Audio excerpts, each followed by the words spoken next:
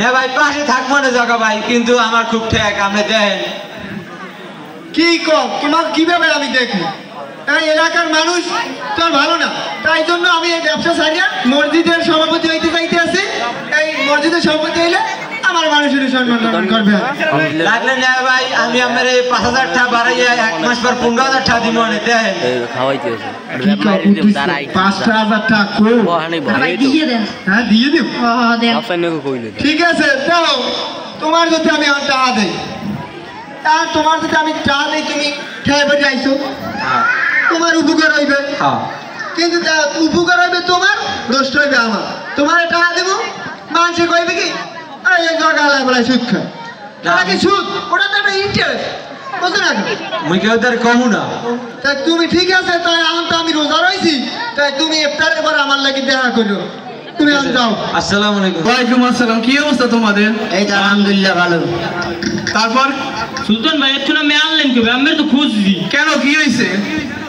ওই সুদখোর জগা হেনাই ওই মসজিদের সভাপতিতে দাঁড়াইবে। কি ওই সুদখোর জায়গা যে নামাজ পড়ে নাই জীবনেও, মসজিদের ধারে কাছে আয় নাই, হে কেমনে সভাপতি হয়?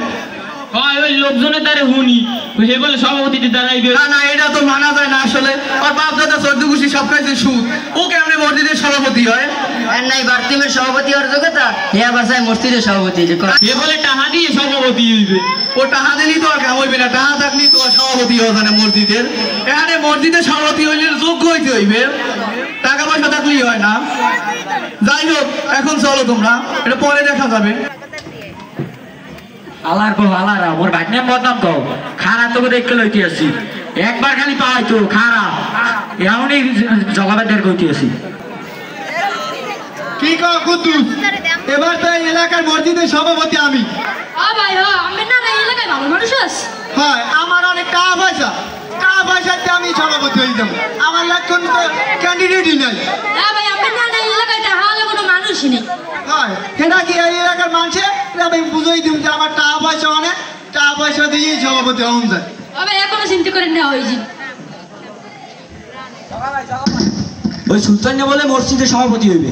কি কর সুলতান মসজিদের সভাপতি হইবে?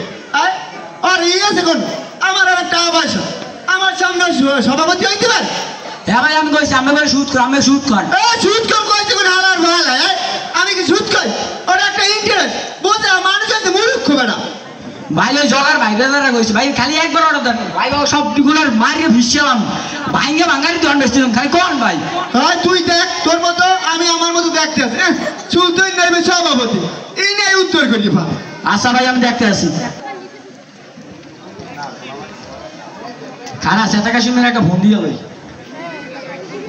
হ্যালো সেটা কাশিম, তুই কই দিয়েছো? তাড়াতাড়ি আয়, ওই সুলতানের ভাই বেদারা বেশি বাঁচছে, ওকে মানতে হবে, তাড়াতাড়ি আয়।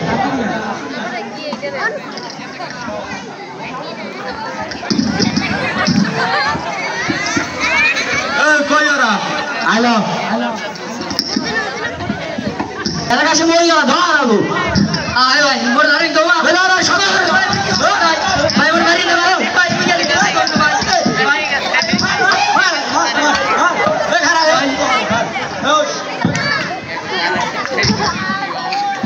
বাবা দিস তোরে এবার দিন তোর বলডারে যাই কইলেস।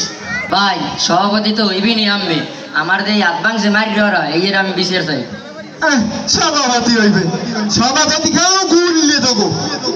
সভাপতি সভাপতি আর যোগ্য আছে? আর টাহা তো সভাপতি হইবে? টাহা থাকলেই সভাপতি হন যায় না। জীবনে নামাজ পড়ছে না আমি মসজিদে আইসে সভাপতি হইতে। নামাজ না পড়লে কি মসজিদের সভাপতি হন যায় না? কেমন হইবে? আমি ধর্মের মধ্যে আয় না এই বড় জ্ঞান দিয়ে সেরা সভাপতি হয়। এইবার কেন যোগ্য আরে এইবার কেন আমি সবটিরই ধর যা আগে সুদ খাওয়া বন্ধ করেন, এইবার সভাপতি হইতে খাবো তোমরা শোনেন।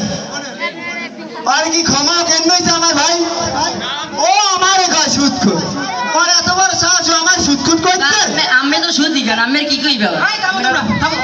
আচ্ছা পিছনে যা ওর হইছে, এখন আমি আইছি, এটা একটা মীমাংসা করে দিব। দেখেন ভাই, এই জগা ষোলো ভাই জগলু ওই চেতা কাশিম মেরে লইয়া আর আটটা ভাঙিয়ে দিচ্ছে, এই আর উচিত হয়েছে?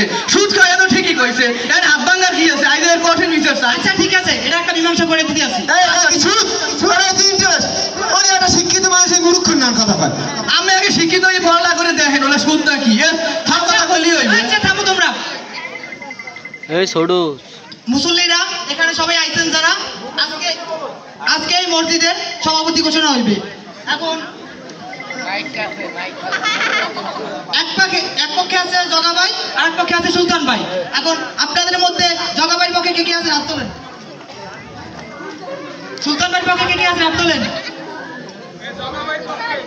সুলতান ভাইয়ের পক্ষে যেহেতু হাতের সংখ্যা বেশি তাহলে আজকে থেকে এই মসজিদের সভাপতি সুলতান ভাই। আমার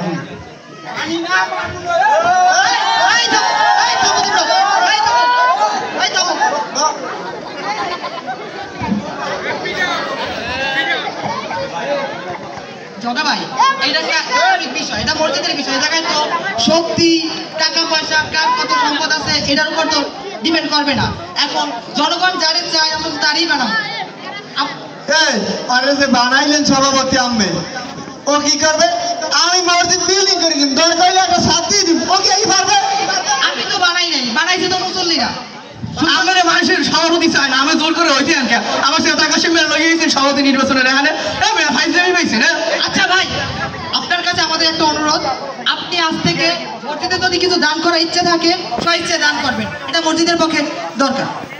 আর আপনি আজ থেকে আমাদের একটা আবদার রাখবেন, আপনি আজ থেকে এই মসজিদে 5 ওয়াক্ত নামাজ আদায় করবেন। তাইলে এই যে জনগণ আজকে সুলতান ভাইয়ের পক্ষে হাত তুলছে এই জনগণ সবই আপনার পক্ষে আসবে।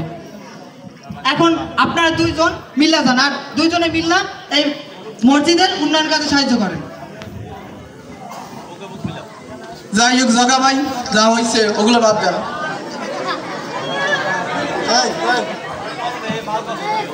এরপর থেকে আমরা দুইজনে মিললে এই মসজিদের খেদমত করব। এই মসজিদে তো আমরা সবাই নামাজ পড়ি, বুঝছেন জগা ভাই? ঠিক আছে, আপনি যখন সভাপতি হয়েছে সমস্যা নাই, আমার সাহায্য সহযোগিতা করবেন এবং আমরা দুইজনে একসাথে এগিয়ে যাবো। ঠিক আছে।